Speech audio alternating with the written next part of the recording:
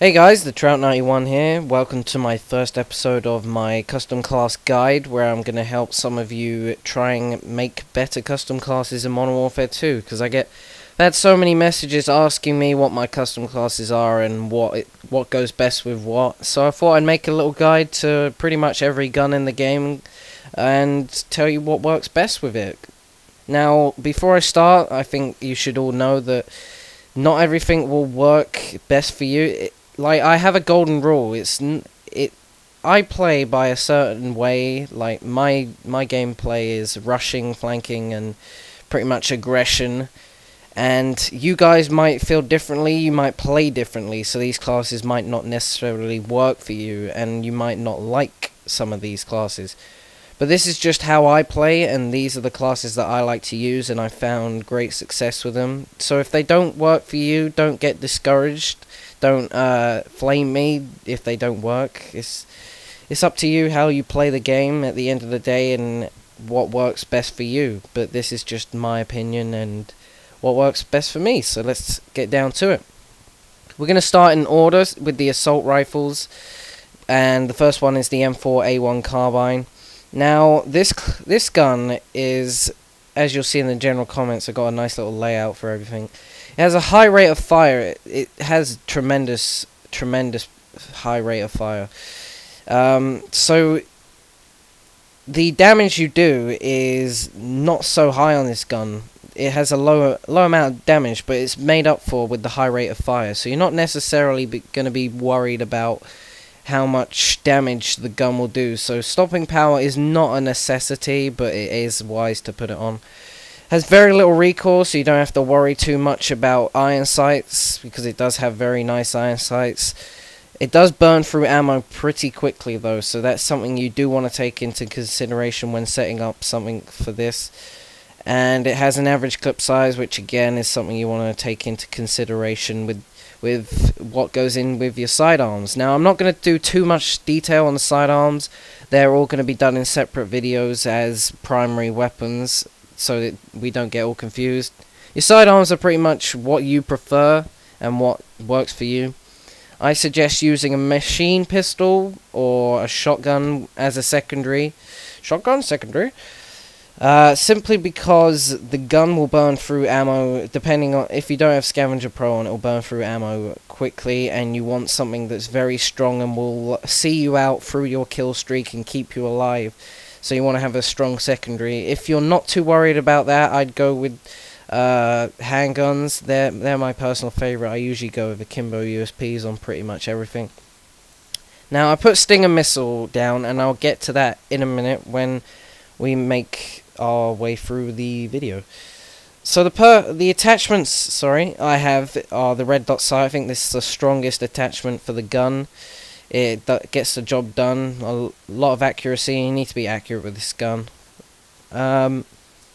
First perk is Sleight of Hand Pro, which some of you might be wondering why I've put that instead of something like Scavenger Pro. Now, this gun has a tremendous high rate of fire and low damage. And when you have a gun that has low damage, you want to get that first shot in. You need to get as many bullets on your target as possible. So I've put Sleight of Hand Pro in simply because I want to get all the bullets I possibly can in them. So the faster I can aim down the sights, the less bullets are likely to miss as I'm hip firing to go and looking down my iron sights. And I want to get down the iron sights quickly so I can concentrate the bullets on the target. Now, I also use Sleight of Hand Pro because it does eat through ammo quickly, and I want to reload as fast as I can. And the clip size obviously is not that great, so I want to get as much ammo as I can, and it gives you the option to pick heavy secondaries that take longer to get out, since you won't need to switch to your sidearms because you have reloaded by the time you would have done that. Now, for perk 2, I went with stopping power just because, you know, I like to have that consistency.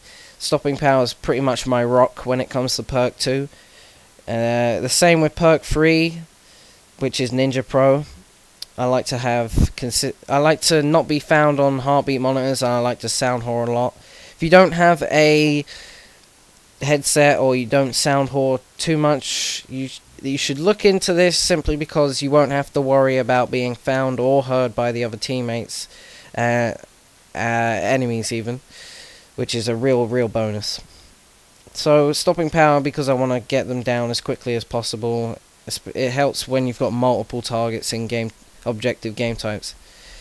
Now I like to categorize my guns set classes into different game types. I've got 3 different categories. You've got the one which is a kill dependent game type, which is something like team deathmatch.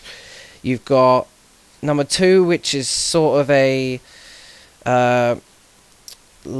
smaller objective game type, something like search and destroy, where the lives are not in big numbers. It won't go on forever, and it has a time limit to an extent. And you've got your third one, which is very long, aggressive, loud, objective game types. Now, the first alternative class, these are other classes that I found work very well with this gun, is the M4 with the Silencer, Scavenger Pro, Cold-Blooded, and Ninja Pro. Now, this works best for the kill-dependent game types in Category 1, where you're not going to be finding so many groups of enemies, it's not loud, you can take your time, and this class allows you to pretty much be a ghost, and because of that high rate of fire, stopping power is not a necessity, and cold-blooded is always helpful when you've got bad teammates that give away air support. So that's a really nice little class to have. The other alternative class is a variation of the first class.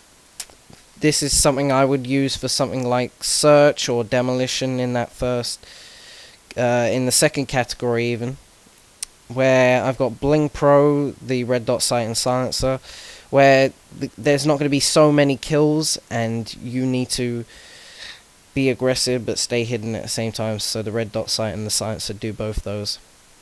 So hopefully that will help you with your M4 carbine or your M4A1. Next episode will be the FAMAS, and I will see you then. So let me know what you thought about this. Like it if you approve of what I'm doing, and I'll see you all later. Peace.